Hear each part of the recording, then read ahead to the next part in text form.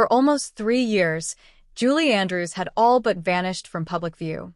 No red carpets, no interviews, no appearances of any kind. So when a video of her surfaced in May 2026, fans did not just notice, they lost it. But her reappearance was never really about her. It was about the woman she has trusted with 60 years of secrets, laughter, and heartbreak, Carol Burnett.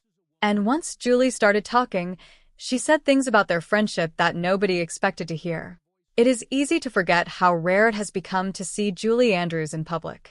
This is a performer who once sold out Broadway night after night, who won an Academy Award for her very first film role, and whose voice was so extraordinary that vocal coaches used recordings of her to train other singers. In recent years, though, she has kept an intentionally low profile. So, when a pre-recorded video message from her played during the opening of the 7th World Parkinson Congress in Phoenix, Arizona, in late May 2026, the reaction was immediate. Clips of the moment spread across social media within hours. In the video, Andrews sat by a window in a gray sweatshirt layered over a white turtleneck, gold earrings catching the light, and spoke with the same warmth audiences have always loved.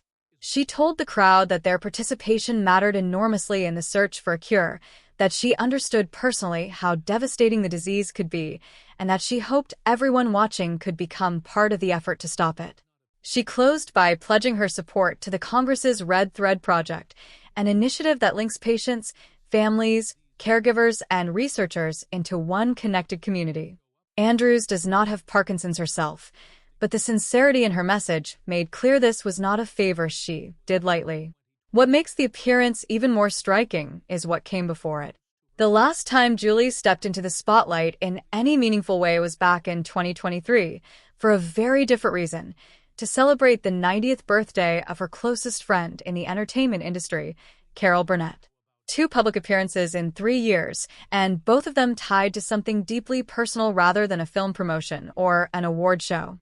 That pattern alone tells you almost everything about who Julie Andrews is and who she chooses to show up for. And the bond between these 2 women, which has now stretched past 6 decades, began in a way neither of them saw coming.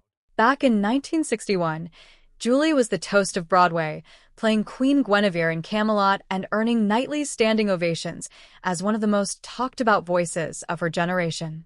Carol, meanwhile, was starring as Princess Winifred in Once Upon a Mattress and building a loyal television following through regular appearances on The Gary Moore Show.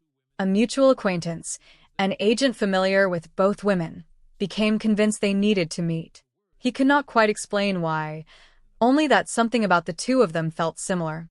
So he arranged a dinner, the kind of casual introduction that happens constantly in show business and rarely amounts to much. Neither woman was particularly excited about it. Carol later admitted that being pushed into a meeting like that usually makes you want to run the other way, and Julie has said she felt exactly the same reluctance. 2 accomplished women at the peak of their careers, both told they simply had to have dinner with a stranger. Still, they went, and within minutes, something shifted. Carol has described spending the first stretch of the evening quietly sizing each other up before the conversation broke wide open, stories, laughter, and neither of them letting the men at the table get a word in. By the time the restaurant closed, they had, in Carol's words, essentially shut the place down. Julie remembers it just as vividly, saying it felt as though they had known each other from the very start. On paper, the 2 women could not have looked more different. Julie was British, formally trained, poised, associated with elegance and control. Carol was American, self-taught, loud, physical, and built for making rooms full of strangers laugh until they cried. And yet underneath those surface differences was something nearly identical, something far heavier than either of their public images let on. If your only exposure to Julie Andrews is through her films, you know her as warmth personified, Maria twirling on a mountainside, Mary Poppins gliding in Practically Perfect. What most people never learn is that the woman behind those roles grew up in wartime England, the daughter of parents who separated when she was young. Her mother struggled with alcoholism, and her stepfather, according to Julie's own memoirs, became increasingly volatile as his drinking worsened. Born in 1935 in Walton-on-Thames, Surrey, Some of her earliest memories are of air raid sirens during the London Blitz, sheltering underground as bombs fell overhead. Her mother eventually remarried a Canadian tenor named Ted Andrews, who discovered his stepdaughter's astonishing four-octave voice almost by accident and pushed her into formal training. But home life remained tense, shaped by his drinking. By her early teens, Julie was not performing for enjoyment. She was the primary income earner for her entire household, touring England on her own and helping cover the family's mortgage while barely into adolescence. Carol Burnett's early years followed a strikingly similar shape. Born in San Antonio, Texas, in 1933, to parents who both battled alcoholism, she was largely raised by her grandmother, who eventually relocated the two of them to a boarding house in Hollywood. In her own memoir, Carol described a childhood defined by financial hardship and emotional complexity, an eccentric, loving grandmother, a mother whose talent could not overcome her circumstances, and a father whose illness eventually confined him to a public sanatorium. What carried Carol through it, again and again, was her ability to make people laugh. That skill, honed through high school, college, and her earliest television work, became something closer to survival than performance.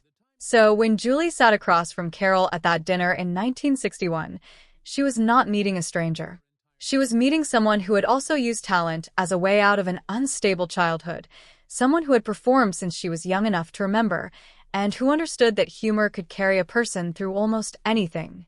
Julie later put it simply, noting that Carol had transformed a genuinely difficult upbringing into a gift for comedy, one she then used to make audiences everywhere feel lighter. Once the friendship took hold, it did not take long for the industry to realize these two belonged on a stage together. Just a year after that dinner, in 1962, they taped their first television special, filmed at Carnegie Hall during a New York snowstorm that Carol later called a good omen.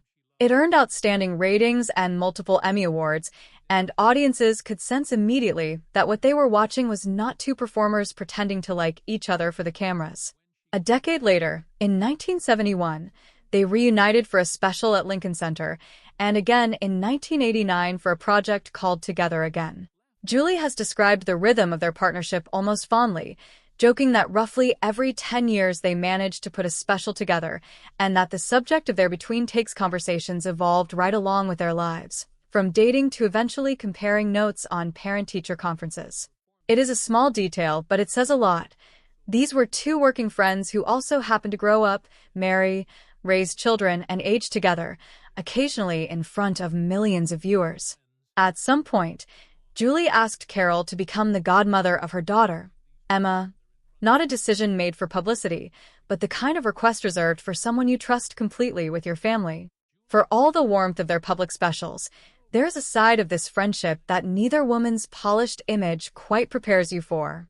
Carol has openly said that beyond being a remarkable actress and singer, her close friend is also, in her words, extremely bawdy, a description that stands in sharp contrast to the wholesome image most people associate with the actress behind Mary Poppins and The Sound of Music. Julie has never denied it. She has said more than once that being around Carol brings out her wilder, less polished side, joking that she becomes the troublemaker of the pair while Carol plays it comparatively calm, an amusing reversal, given that Carol spent decades performing outrageous physical comedy on television. According to Carol, during the filming of The Sound of Music in Austria in the mid-1960s, Julie kept their friendship alive through letters that were considerably raunchier than her on-screen persona would suggest, including a parody she wrote of one of the film's own songs, rewritten specifically to amuse Carol. Carol has said she still remembers how funny it was, even if she is not entirely sure it is fit for polite company. That same mischievous streak shows up in one of the funniest stories either woman has ever told publicly. During Lyndon Johnson's presidential inauguration in the 1960s, Julie and Carol were waiting in a hotel lobby for their mutual friend, director Mike Nichols, who had directed Julie on Broadway in My Fair Lady. Bored while they waited near the elevator bank, one of them, neither remembers who, suggested that when the doors opened and Nichols stepped out, the two of them should be locked in an absurd, theatrical embrace, just to catch him off guard. So they got into position. The elevator opened. No Nichols. It opened again. Still no nickels. They stayed in character anyway, through several more openings, until a woman finally stepped out, walked past, turned around, and asked if she was speaking to Carol Burnett. Without hesitation, Carol replied that she was, and introduced Julie as Mary Poppins. Carol later became convinced the woman was Lady Bird Johnson, the First Lady of the United States. By the time the encounter ended, Carol had collapsed behind the sofa laughing so hard she was in tears, a scene that captures the two of them far better than any polished television special ever could. Behind humor, though, this friendship has also weathered real loss, and one chapter in particular reshaped the rest of Julie's career. In 1997, while starring in the Broadway musical Victor/Victoria, a production directed by her husband, Blake Edwards, Julie began experiencing vocal strain that doctors diagnosed as a growth on her vocal cords. She was told the surgery to remove it was routine and that she would return to the stage within weeks. Instead, when she woke from the operation at Mount Sinai Hospital that June, her singing voice was gone.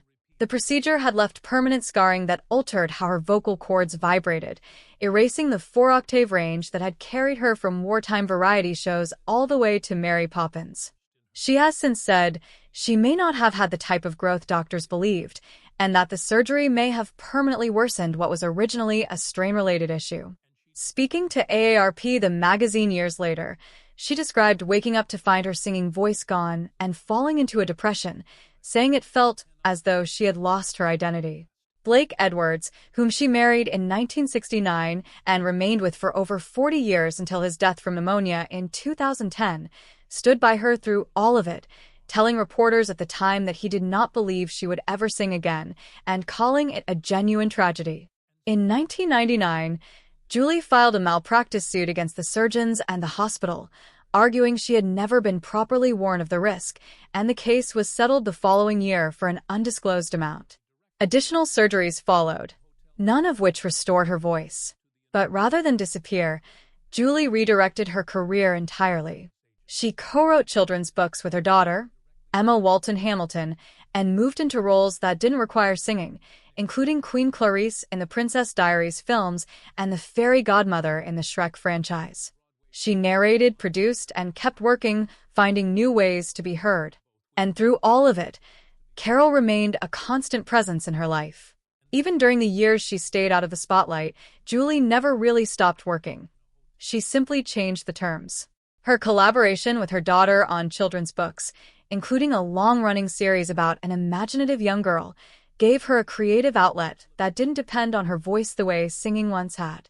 In interviews about the partnership, Julie has said the process brought the two of them noticeably closer, describing the writing sessions as genuinely joyful. That willingness to keep reshaping her career, decade after decade, is arguably the quieter half of her story, less dramatic than the surgery or the Emmy win, but just as telling about who she is underneath the fame. More recently, Julie found an entirely new kind of recognition.